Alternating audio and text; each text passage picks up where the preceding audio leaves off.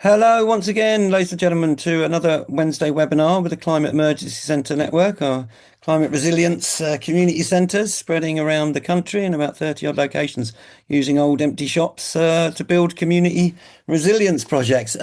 Tonight we've got a really amazing long-term campaign. I've been campaigning longer than myself, into the 40 plus years, I think. Long service medal to Jon Fuller here, mentioned in dispatches, I think, at Parliament, other places, Yeah. for his prolific work. But apparently, John, I think in one of his last intros, said that he'd been issuing complaints to the BBC for nearly 40 years. So John's part of a group called Media Revolution, but he's come to talk to us tonight about the Judicial Review. One of the things with the National Emergency Briefing, the BBC and ITV have a responsibility under the 2003 Communication Act to tell the public about issues of national importance, and this national emergency briefing is of national importance, and John is trying to cut through with various legal means right up to a judicial review about getting the BBC and ITV to issue some kind of emergency broadcast. So John, tell us a little bit more about what you're doing in the stages, and maximum respect for all the hard work. Over. Brilliant. Thanks so much, Phoenix, for your kind words and for organising the event tonight. It's very good of you. I'm not sure if people are aware, but Phoenix got me on and to do a talk about this area of work, 6 to 8 weeks ago. I'm not going to spend as much time as I did then talking to people about the scale of the crisis, but I do think sometimes it's important that we're all on the same page.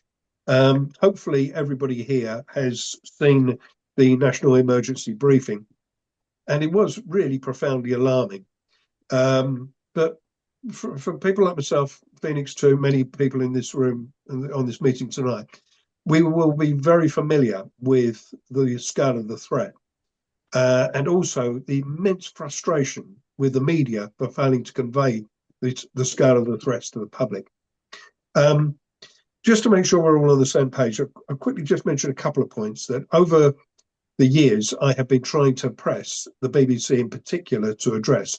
I was part of Extinction Rebellion delegation to go and see senior BBC executives back in 2019. I also met with some senior ITN staff on behalf of XR.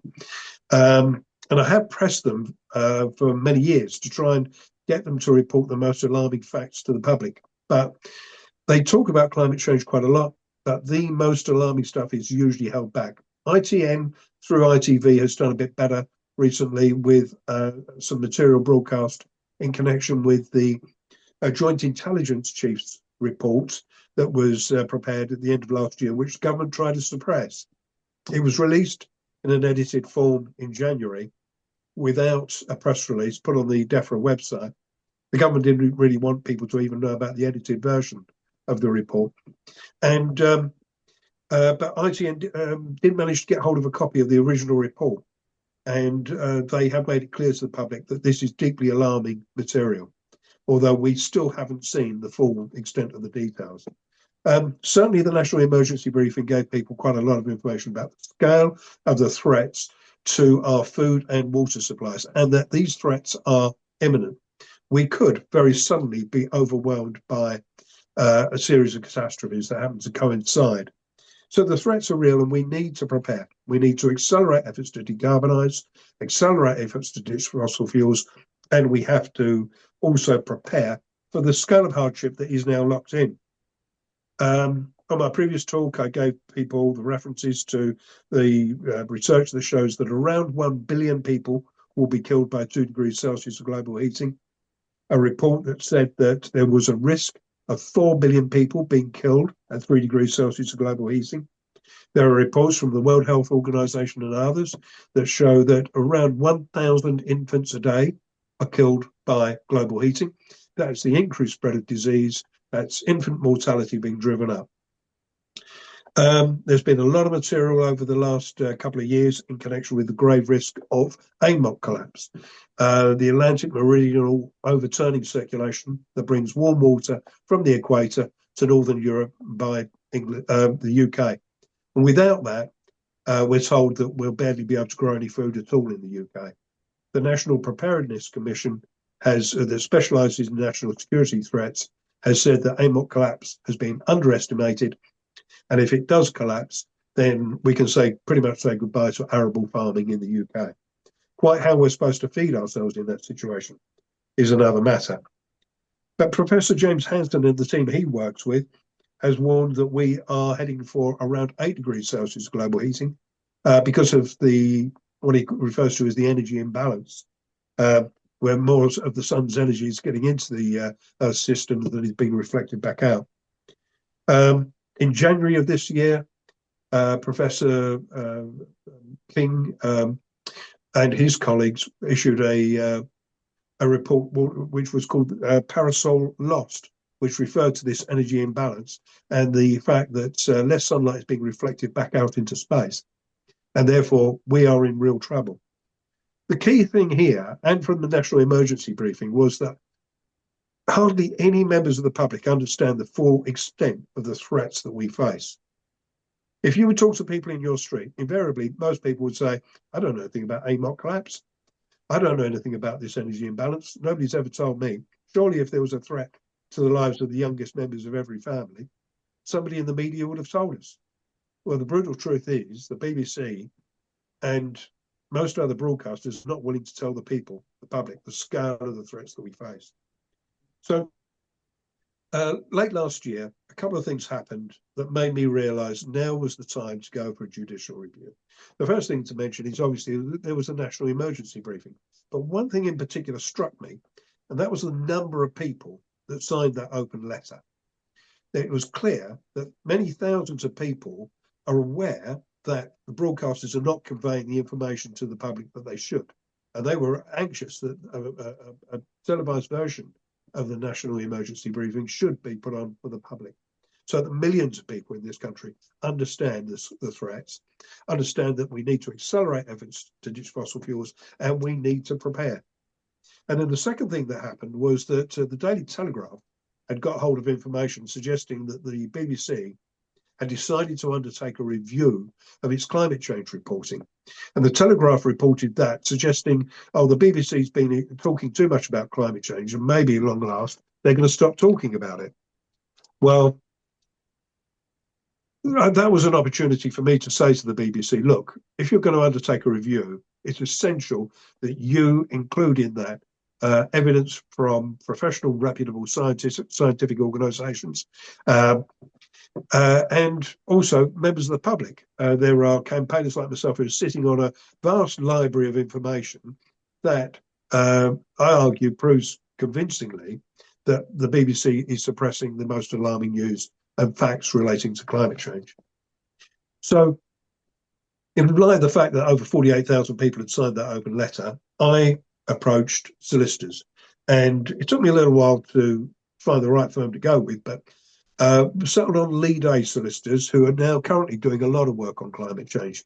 There will be people perhaps in this group who are on this call who are aware of some of the work that they're doing for other excellent climate activists that we've got in the UK. Yeah, they helped us save the Free and Barnet Library around the time of the Occupy movement. No, Lead A are good, good firm.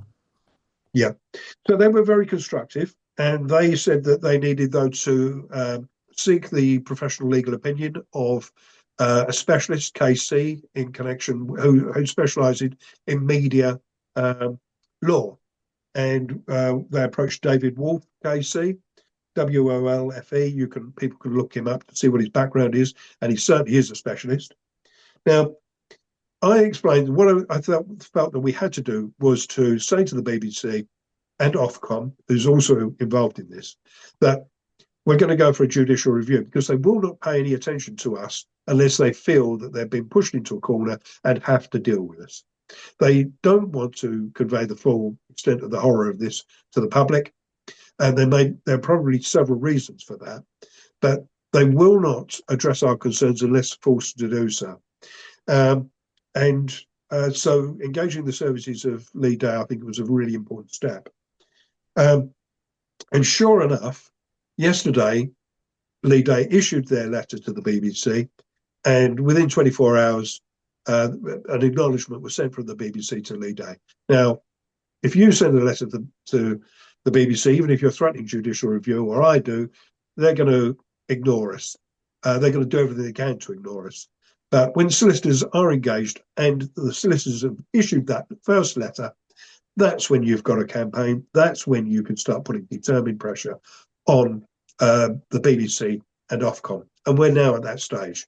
So I want to mention a couple of other points, but really today, with the people we've got on this call, it's a great opportunity to have a discussion about the series of steps that we now want to take to really ramp up pressure on the BBC and Ofcom. What I'll say is that a group of friends, small group of friends, some of the people on this call here tonight have agreed to fund the first bill that we get from Lee Day. And that's just landed on us, and we're ready to pay that. But going for a judicial review is going to be very expensive. The BBC are believed to be ready to undertake a review of its output in connection with climate change. If they agree to accept our evidence and evidence from professional reputable scientists, then it's almost certain that we're going to be sitting here waiting for a couple of months before we hear the outcome. Now, that's plenty of time to get on with preparing a crowdfunder appeal to pay for a judicial review. If the BBC, I think we must prepare ourselves for the BBC saying, right, we've conducted a review and we're not going to tell the public the full horrifying facts. And they'll try and come up with a reason for doing that. And if that's the case, then I think we've got to be ready for a bill, perhaps, at the next stage, of something in the region of £10,000 to prove to the BBC that they're not meeting their charter commitments and they're not meeting the requirements of the Communications Act 2003. And then at that point, all the legal documents have to be prepared to go for judicial review. But I think we would need a larger sum than that, perhaps as much as £40,000, if we have to go for a full judicial review and a hearing in court, because we've got to be prepared to pay for our cases costs. And if we were to lose, then we've got to pay the other side's costs. So this isn't going to be cheap. But I reiterate to people that over 48,000 people signed that open letter. And if you look at other crowdfunder appeals, it is clear, I would argue, that we're going to get the money that we need. So at this stage, we want as much pressure put on the BBC as is possible for them to say, right, we'll accept this evidence. We're going to hear your evidence. We're going to allow the public to input into this process. And the second thing is we want Ofcom to be told categorically that they have to intervene in this. They have a role as regulator to say to the BBC, look, these are incredibly serious concerns that are being raised. This isn't like any other issue you might have to deal with, BBC. This is about a core national security threat and a very real danger that millions of people here in the UK could be killed. So it's absolutely essential that we get Ofcom to say it will exert pressure on the BBC to conduct an honest and fair review, and that it must be prompt. You know, they can't just kick the can down the road for a year and say, oh, we're planning to start the review in the autumn or something like that. This is a national security threat, and our nation needs to prepare now. And for the nation to prepare, the public have to be told the facts. So yeah.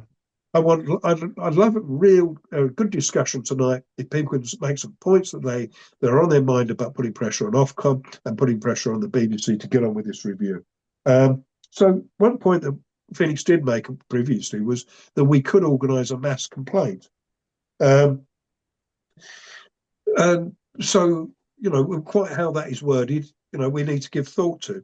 I should also add that when I kicked this work off, I was aware from previous complaints I've taken through with Ofcom that they always argue that they're a post-broadcast regulator. They can only comment on something that has been broadcast. They can't comment on something that hasn't been broadcast.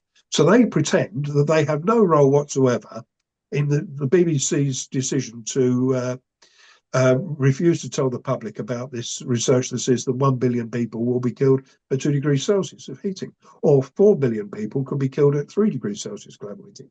They Ofcom claim they have no power at all to regulate over that.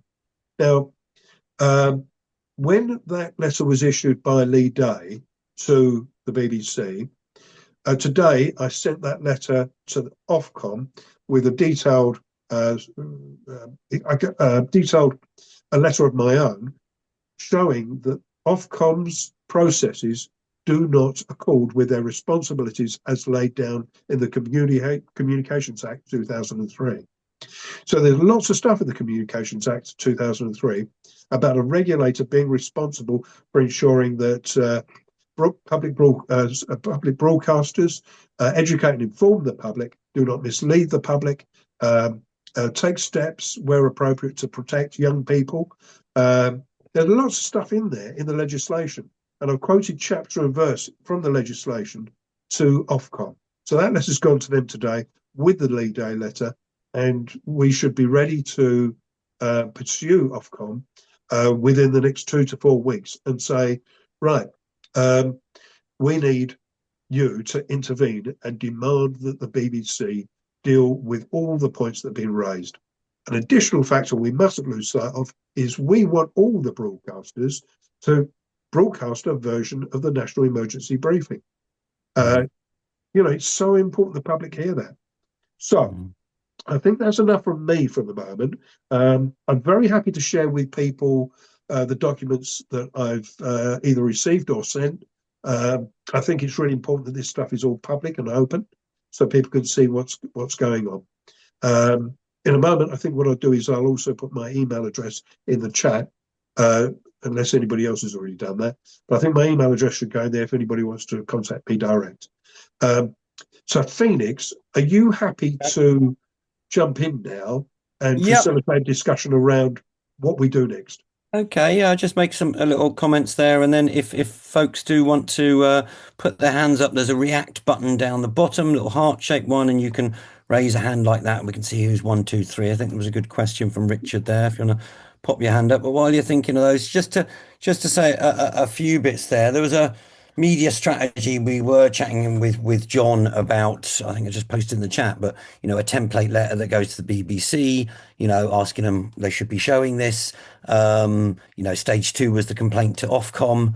And then stage 3 was the judicial review. And, bearing in mind that the national emergency briefing, one of the main aims of the campaign is to get a proper World War II level kind of national emergency briefing for the governments, for all the governments, everyone, at every level to start taking this really, really seriously and issuing a national emergency briefing so that people can know the truth of, how bad it is, because only when we found out the real full-on situation is it galvanise us into action. I wore my Ravens 8 Eco Pirates t-shirt tonight because back in about 2009 or 10, we got on the evening news saying we've got to take action on our urgent critical environmental situation. It was critical back then. It's 2026 now. And recent movements came out with a much more shorter way of saying it, a climate emergency. But, we really are on the final wake-up calls, folks. So we need to use this film and the BBC putting this out to wake up as many people as possible and get on with cooperating and solutions for building resilient communities and projects. We have the solutions. I was very, very glad to see the little trailer that was done for the film with Chris Packham saying we have the solutions. We do have them. We just need the spaces, the funding, the skills, and the energy from all levels to make it happen. So, folks, if you want to put a hand up, the little react button down the bottom, raise and lower a hand. So, Richard, I think's got a question there. Over, Richard. Hi, John. So I belong to Bristol Airport Action Network, and we took the airport to court using Lee Day, and we took advantage of something called the Aarhus Convention, which allows smaller groups, community groups, to go to court, and if you lose, it does limit your costs to £10,000. Yeah. Though I've got a feeling there was a move to actually try and get rid of the Aarhus Convention because obviously people were using it to try and stifle planning projects, etc. I was just wondering whether Lee Day had mentioned this or whether your case qualifies to actually use this to limit your outgoings if you lose. Lee Day hadn't mentioned that to me, but I must confess that I was aware of it and I'd forgotten it. So I'm really grateful to you for reminding me. Now, when we go through the next stage with Lee Day, then we'll have that conversation about it. Really important Brilliant. point. I'm very grateful to you for just reminding me that. Every now and again, even seasoned campaigners like you and me, we need a nudge, we need a reminder. Good to hear. Yeah, excellent. Well done for trying on the airport expansions, Richard. That's great. We need to keep trying on every level, from legal to direct action. Genji, over. Yeah, thank you so much, John. I wonder, is it still, because we're really interested in the Climate Emergency Centre network, that after people come to the webinar, they take a step. And, we're not just consuming these webinars. So I'm just wondering, the, what do you call it, the petition that's been signed by 48,000 people. Is it worth us trying to ask a friend to sign it as well?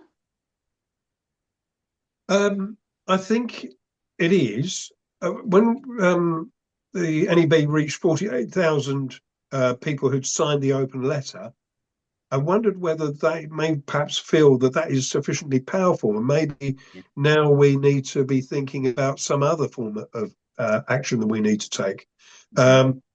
So, yeah, I think recommend that people sign the open letter, but I think now we should be moving to another point where we're going to really start ramping up pressure on the BBC and Ofcom. So we could think about a mass complaint, but bear in mind at the moment, the BBC and Ofcom pretend that they don't have to deal with complaints in connection with things that they've not broadcast. They only have to deal with complaints about things that were broadcast. Yes. Okay. Oh. Thank you. Okay, so yeah, do pop your hands up there with the heart button down the bottom if you've got a question or feedback or comment. So just what Jen's just finished that, and then on to Joe, was having some kind of call to action or practical things you do. We're getting 50 to 100 sometimes people come into these webinars. It would be good if people could have a little action they could do. I don't know whether you want to think about that. So keep signing that petition, folks. I know they wanted to get it over 50,000, but if you could outline anything that we can do to get behind the Ofcom or the judicial review, simple steps later towards the end, John, would be good. If people can contact you and get behind it, and the Media Revolution team and things, that would be great. Calls to action. Joe Blackman in Shrewsbury, sunny Shrewsbury, over. Hello, hi. I just wondered on that point about that the BBC and Ofcom say that you can only complain about things that have been broadcast, but surely then we could maybe pick a particular report which has mentioned climate change, but in a totally inadequate way, and use that as the basis for a complaint. So it has been broadcast, but it's just totally inadequate. So that would be the complaint. I don't know whether we could coordinate that in any way so that there's a mass complaint about a particular broadcast. And I've just a separate point. I'm still a little unclear on the Lee Day letter that's already gone to the BBC. Is it that can trigger a sort of internal review of the BBC? And if they do that satisfactorily, then we wouldn't need to go to a judicial review. Is the judicial review something you hold in abeyance and only do if thank you. Yeah, that's fine. So what happened was that the BBC had decided of its own accord that it was going to undertake a review of its reporting on issues in connection with climate change, and that was around about November 2025 that the Daily Telegraph found out about that. Now that review has not taken place up to now. And so what Lee Day have done yesterday is to write to the BBC and say that we want the review to take place promptly. We don't want any further delay. We want to be able to feed in expert advice and information into that process. And we're particularly concerned that expert scientific opinion must also inform the BBC's review. So the Lee Day have made a series of demands that they have put to the BBC. If the BBC were to reply and say, we're not going to conduct the review until maybe the summer, and we might get a report sometime in 2027, then Lee Day can say that's not acceptable.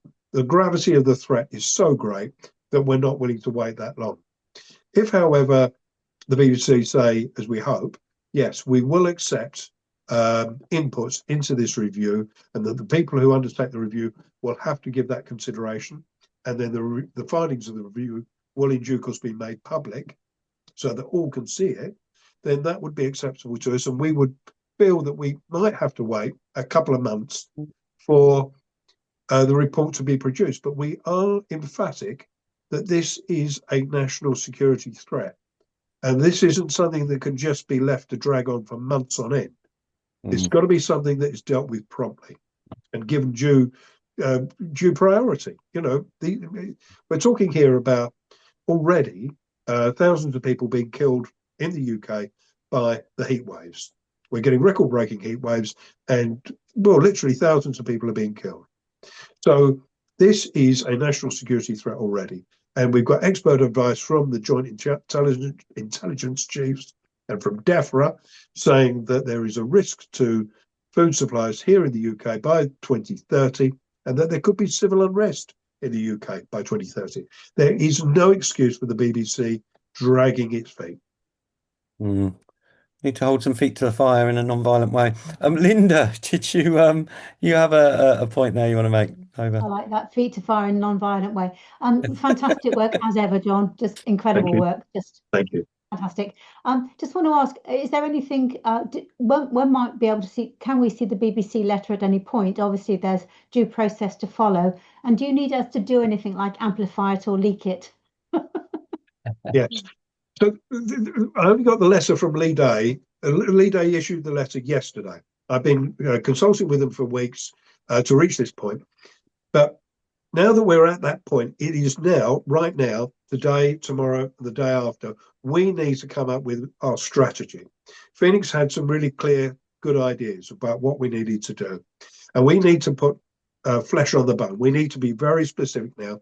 In a very short period of time, over the next few days, we want to be very clear about the steps that we are going to take. Now, one of the previous speakers here said, well, what about if we find something that the BBC does in connection with climate change, reporting on climate change, and it completely misses all the really important points. There have been a number of examples of that in the last 2 weeks. There was an interview ran for, I don't know, 8-9 minutes on BBC Breakfast a few days ago with Kemi Badenoch, the leader of the Conservative Party, and they were referring to carbon taxes and referring to Conservative Party policies on drilling for more oil and gas, and didn't once mention the reason why we have a net zero target in the UK. Kevin Badenoch was saying that we need to drop the 2050 target, but at no point in that interview did anybody say anything about the consequences of climate change. Carbon budgets were mentioned, but nothing about climate change, climate breakdown, or the consequences of climate breakdown. And that this is a national security threat. You would expect any impartial presenter to say something about the consequences of climate change, what the consequences might be of the Conservatives of Reform UK deciding to ditch efforts to decarbonise, deciding to abandon efforts to reach the 2050 net zero target. But nothing comes out on the BBC about that. It's like they've completely detached climate change from the 2050 net zero target. It's like we don't discuss in the UK why it is we're trying to reach net zero at all. There are many examples of that on BBC output, on BBC Newsnight, BBC Breakfast, on the BBC Laura Kunsberg show on a Sunday morning. Lots of the current affairs programme don't talk about the consequences of climate change. So we can easily find an example like that, and we can give people that as an example to pursue a complaint and say, how can you possibly have interviewed a major political party or a politician who's advocating ending the efforts to decarbonise, to ditch the 2050 net zero target, how can you interview somebody like that and not talk about climate change at all, not say a single word about the consequences of climate breakdown? So I think that could be, a really good example to pursue. And what about amplifying the letter? What about the letter itself? Is that letter going to be sealed and only going to the BBC through Lead A? Or do you want, is there going to be a sharing of that letter so we can amplify it? Absolutely. I think it's really important that everybody sees everything. It should be public and open. I mentioned to Lead A that I'll be issuing a news release. And so the letter was sent yesterday. And yesterday I was issuing news releases to loads of journalists and news organisations. So they've got a press release from me and they've got the Lead A letter. So it's public. It's in the public domain. Anybody here on this chat can have it. Okay. That's fantastic. Thank you, John. Fantastic. That's great. I think Trudy's got a hand up there. Just to say, I'll come to you in a sec, Trudy. One of the aims that we talked about a couple of months ago was to get all of the projects, all of the networks and movements, because this national emergency briefing is a movement of movements and a network of networks. Oh, great. That's 3 hands up. I'll come to you in a sec, guys. To get all of those networks, I'm a networker for many years, and, collecting contacts and building networks is really, really important. We've been at it since the 1992 Rio Earth Summit, our particular group. And, all of these projects have thousands of emails and social media. If we can get all of them to push complaints to the BBC, to push to the to Ofcom, and to get behind the judicial review. That was the ask, really, that all of our group's emails and social media to clearly ask for national emergency briefing from the BBC and ITV under their 2003. And the weight of, if you can get the RSPB and the National Trust and Women's Institute and as many groups as possible, that's hundreds of thousands of emails pushing for this. I'll just post it in the chat there. Okay, Trudy Clark, then Liz from Media Revolution, then Teresa. Over, 1, 2, 3. Trudy. Yeah, I belong to Kingsley and Exile, which is a very small group. Is it worth small groups targeting local BBC outlets to sort of harass them? I like that word, harass. So what we need to do, I would say, is certainly put pressure on local BBC news programmes. I'm in BBC East, so I think I get the same news that you do. And one thing that's really annoyed me for many years, and I've taken it up with BBC East, is that when they talk to people about opposition to a wind farm or to a solar farm, or any other infrastructure associated with renewable technology, people, I understand people being upset about visual intrusion, but BBC doesn't allow any discussion to take place regarding the reasons why we have to decarbonise. It won't actually say, look, the consequences of climate change are up to around 1 billion people will be killed by 2 degrees Celsius of global heating. 1,000 infants a day are already being killed by climate change.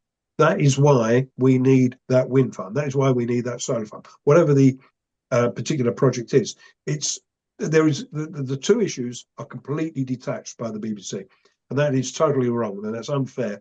It breaches, if you like, their guidance to provide people with factual information and to be impartial. If you're impartial, you ensure the report covers all relevant facts, and a crucial relevant fact it's missing is the reasons why we have to decarbonise. Mass death, mass suffering, threat to our food supplies. So we need to put pressure on the local BBC news programmes like BBC East.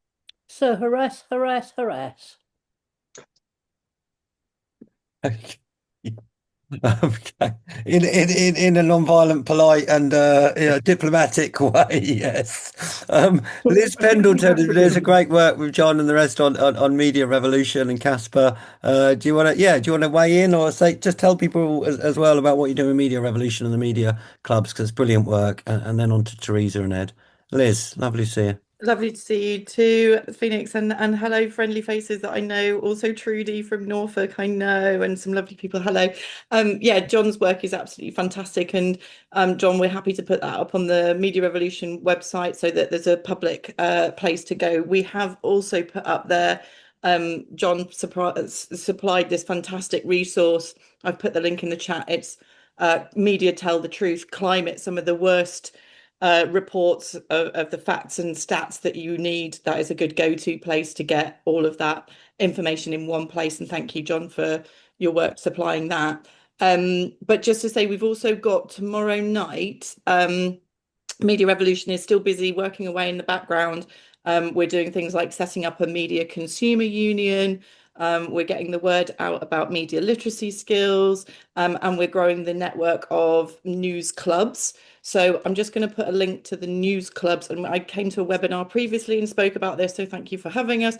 News clubs are a way for people to come together, break out of the isolation of consuming news on your own, get out of the doom scrolling loop that people get stuck into, and find a way to talk to each other about what's happening in the news and grow not only our literacy skills, media literacy skills, but ways to talk to each other about what's happening in the news as a pathway to continue that work and grow that into rebuttals, complaints, and action.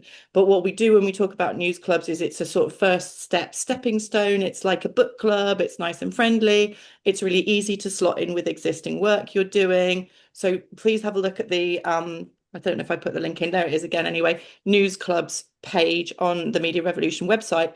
We happen to have a meeting tomorrow night to talk about growing the news club network. So if you've got any questions and you fancy coming along to that, on that page, scroll down until you find the yellow bit. There's a Zoom register link there.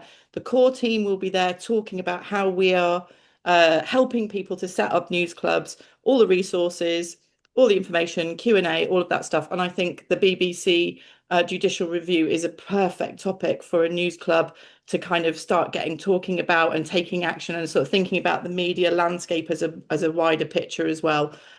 So yeah, thanks everybody for your focus in on this brilliant work that Jon's doing, and yeah, happy to support. Brilliant. Thank you, Liz. I've popped the link in there for the Zoom thing tomorrow. Please link up. We've got to undermine the Murdoch monopoly media and all the rest. I think we've got Donica coming up to talk about new project Media Sovereignty. Over to Teresa and Pete, and then Ed Jarvis. Over. And pop your hand up if you've got a question, folks, or a comment. Over. And Hazel, pop your hand up. Sorry, Teresa. Hello. Have you got two devices in the same room? No. Have you got a phone and a computer now?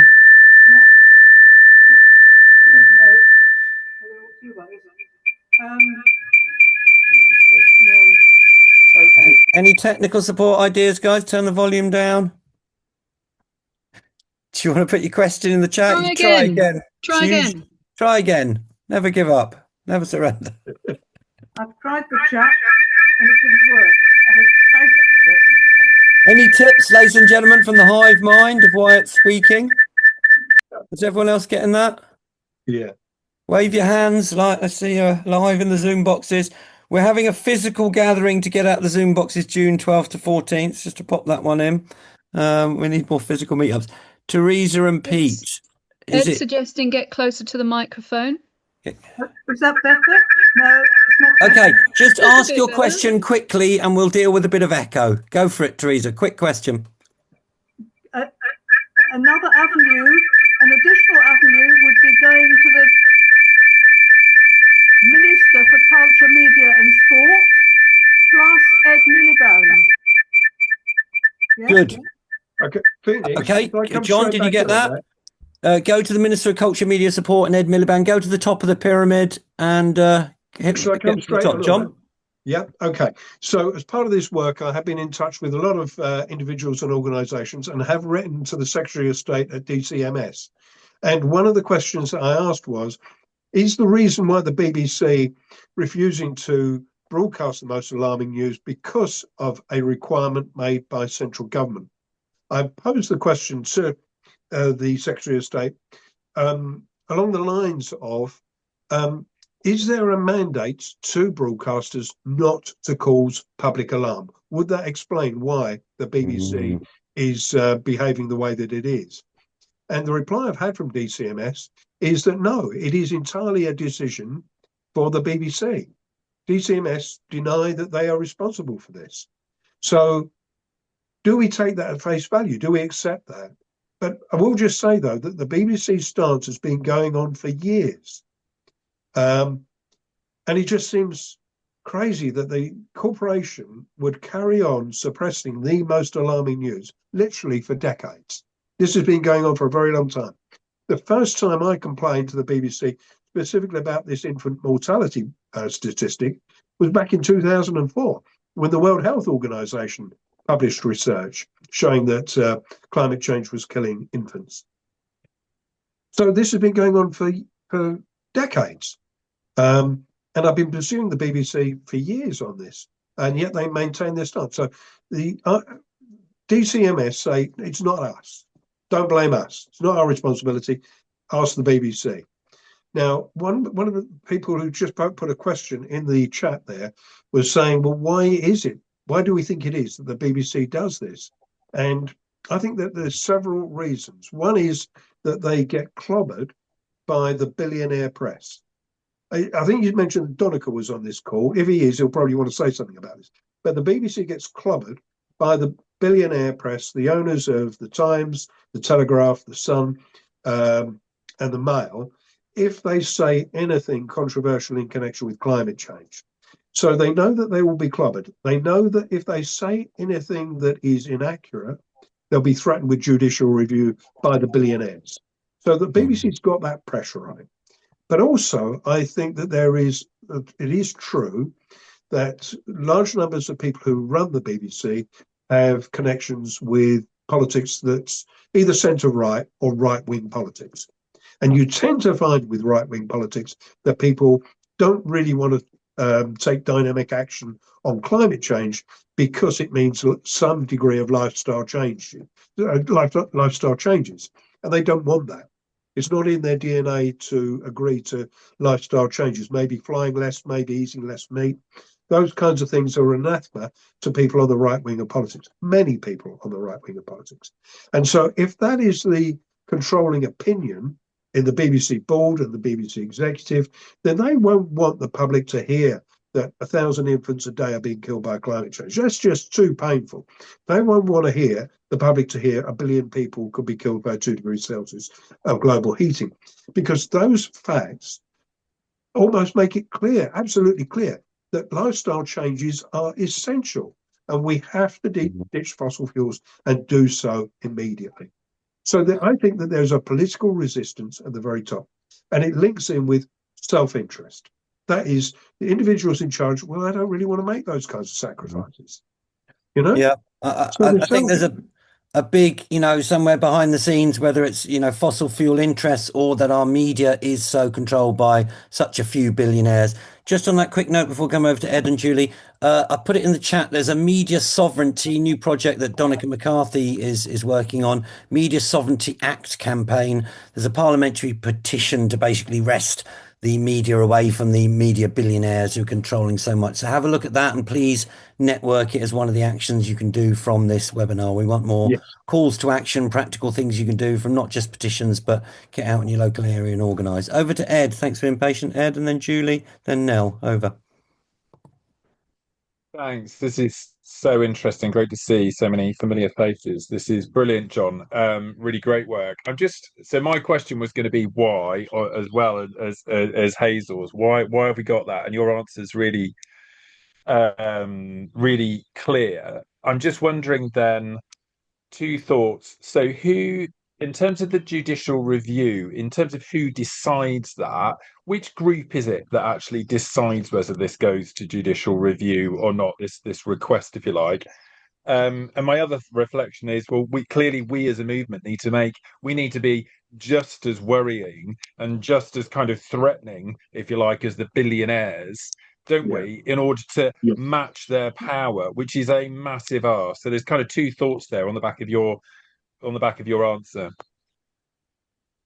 Yeah, so at the moment I am leading this project, but I'm one guy and I could fall over and flat on my face. What if an EasyJet plane fell out of the sky, landed on me and I was suddenly dead? It's not acceptable that this just rests on the head of just one person. We actually do need a group of people ideally to take this forward. I know I got together a group of pals and we've all chipped in quite a chunk of money to pay the first bill that's come through from Lee Day.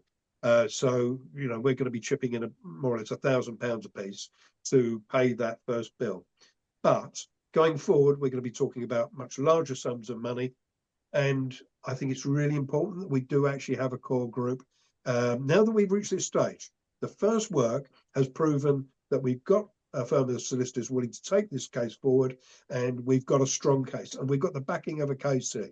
The KC is very clear about how, use the expression, hard-edged our arguments have to be. It is things like a specific thing, AMOC collapse. You've not told the public about that. And yet the legislation, the charter makes it clear something that important you should have explained in detail to the public.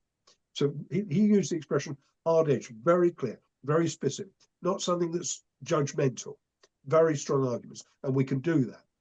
So we've reached the first stage with the finance of just a small number of people, a handful of people, but now I think we need to have a proper project team to carry this forward.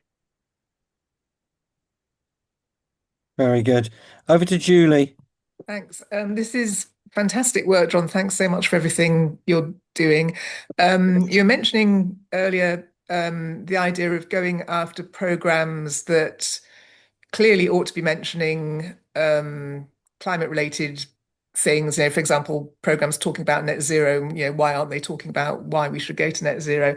And coming at this a bit sideways, I'm just looking at the Radio Times, and this evening there's been a showing of the Great British Menu, and they're cooking duck. Well, you know, could we go after them for not promoting plant-based eatings? Because yeah, I'm not aware of any plant-based cookery programs on the BBC or indeed any channel at all. They've got another program, Britain's Biggest Warship Goes to Sea. Well, why aren't they talking about what Lieutenant General Richard Nugent was talking about at the National Emergency Briefing? Yeah. I mean, could you even go after the Teletubbies for not being the thing that they ought to be talking about? I mean, surely it's all up for grabs, because every program that's taking space on the schedule that isn't talking about AMOC collapse and the rest of it is the BBC not doing its job. So anyway, it's a bit left field, but just a thought. Thanks.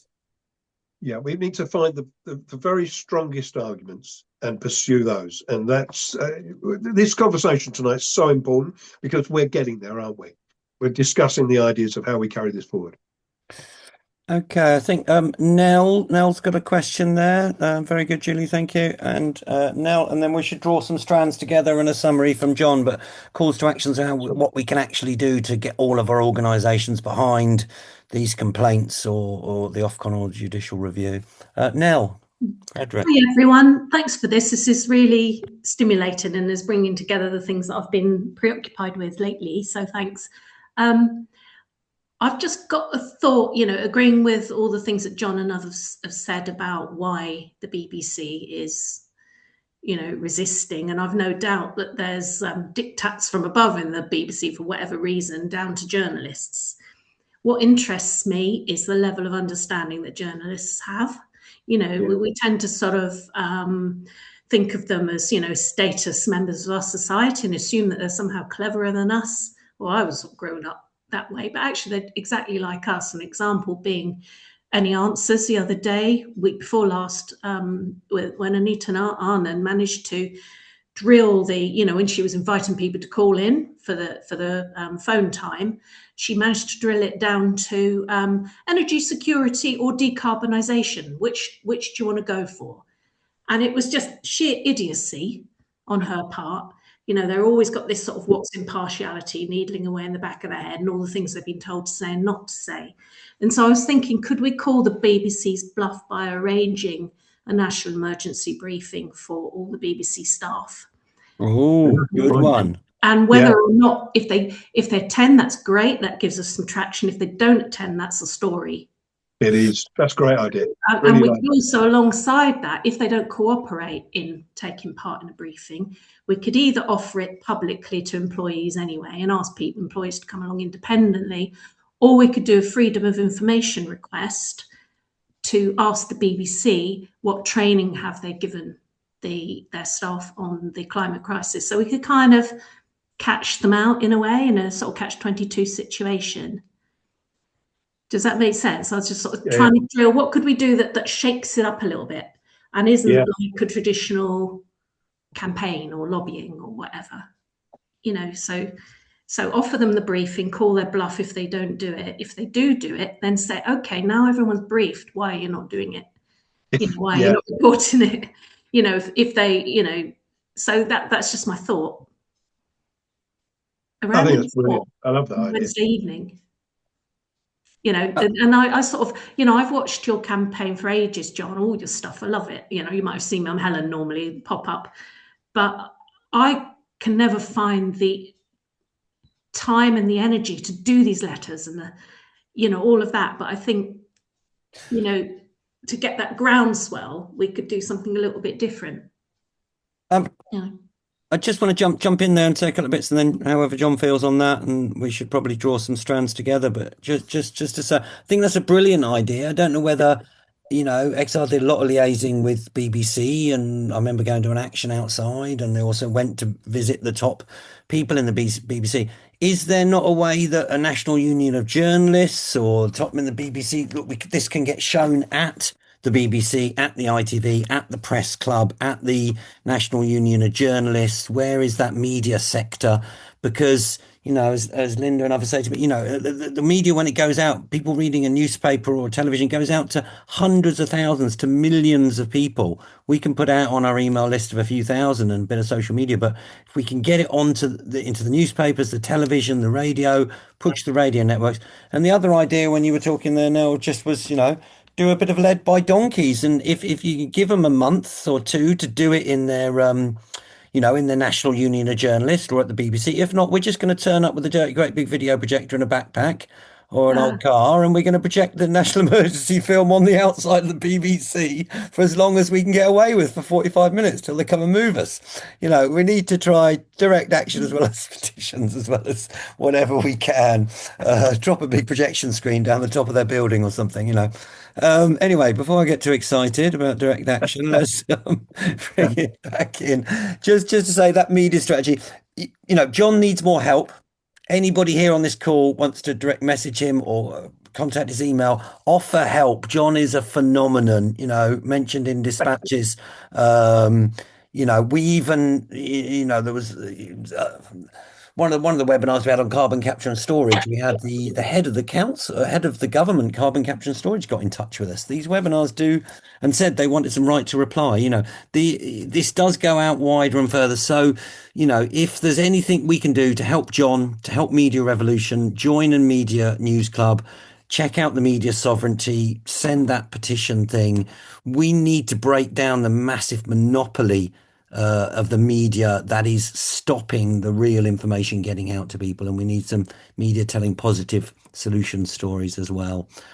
So please do get in touch with John directly and offer help, support, even if it's 10 quid towards your judicial review.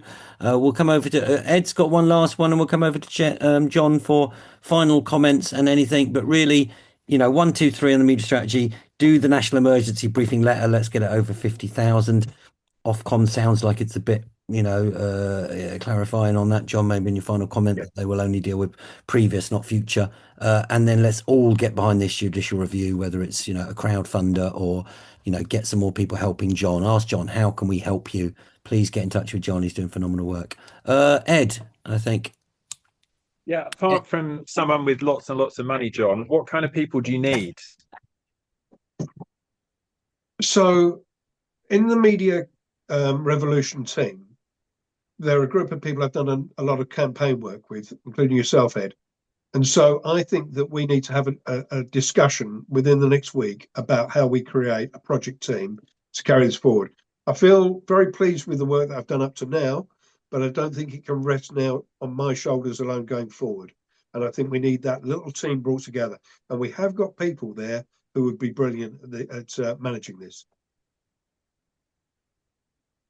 And I'll also add, by the way, that your suggestion of approaching, I think it was somebody in the NUJ, and thinking about, asking the NUJ, National Union of Journalists, to put on a version of the National Emergency Briefing. That would be brilliant if you could approach them. Yeah, Someone's asking about which email to use as well, John. Which email should we use for you? Yeah, if you're John, if you're happy for another 5-ish minutes, 5-10, there's a few really good ones just in on the chat there at the end. Nell and Lee Martin might want to say something there. A couple of people who know me, because I don't want to. I'm speaking into my phone here, and I'll have to mess around with the phone to type something into the chat. So a couple of people who know me can put in there my Facebook account. That's an easy way to reach me. Can reach me via Facebook Messenger, or my email address is jon_n_fuller@hotmail.com. No. And if somebody could just type it in for me, that'd be handy. Has somebody got that? Repeat the email, John. jon_n_fuller@hotmail.com. This has done it. It's done it. Well done. Save my RSA Thanks, head. I think Joe Blackman and Nell want to link up there on the chat. Brilliant. Nell, was that a question, a legacy hand still up? Or have you got another quick one? If not, Lee Martin, do you want to just say that? Because I think that's very interesting what BBC employees are allowed to do or not. Lee? Yeah, hi there. I'll keep my camera off because I've got quite low bandwidth apparently at the moment. So hope you can hear me all right. It was just a point there that in arranging film in London, I approached a local academic scientist who presents on BBC to see if they would like to attend and contribute to the discussion. And they said they couldn't possibly because they are a BBC programme presenter and employee, and they're not allowed to attend anything that's seen as being partial or political. It could have been an excuse, I don't know, but it seemed fairly extreme. I'm not sure if that's true. John? I think if you're attending something and you're just going to listen to a presentation, that surely cannot be a problem for the BBC. If you're going to stand up at the end of the presentation and say the BBC, I agree, the BBC is censoring news and it's deplorable, then I think you're going to get some pushback from very senior BBC staff. But if you're attending a presentation about climate change, I can't see that any member of the BBC staff would be banned from attending a simple presentation. Yeah, and it was just really I thought didn't ask them to actually present or do anything really. I just thought that the presence would have been a helpful way of showing that we were, doing something fairly high profile and serious. But it seemed extraordinary, really, that the presenter presents program on climate change and temperature. Yeah. And also bear in mind that Chris Packham does work for the BBC. I know it's on a contractual basis, but he was there at the introducing the NEB. Yeah, exactly. Yeah, that's a good point. I just want to give a quick shout for the future webinars coming up. Basically, over the next weeks, we've got some top speakers from the different lot of NEB speakers. So next week we've got Professor Hugh Montgomery, who's the Director of Centre for Human Health at University College London, intensive care, and co-leads the Lancet Countdown. He was very powerful at Westminster Hall, speaking about he's an emergency doctor, and sometimes you have to tell patients very bad news in order for them to change their lives to heal up and change, which is what he's saying on a planetary level. 29th of April, we've got Kate Rawls discussing, she's journeyed all through South America, studying extractivism and biodiversity loss. And then I think coming at 6th of May, we've got Hayley Fowler, rescheduled Professor of Climate Change, Newcastle University, and the part of the Tyndall Centre for Climate Change. And on the 13th of May, we've got Lieutenant General Richard Nugee, former senior British Army officer, who was calling for the army to be given more resources to deal with climate change and things. So some big speakers coming up. Last one, call to action. There's a couple of ones there. The National Emergency Briefing Letter, if you could network that one, let's get over 50,000. And also Donica's media sovereignty petition.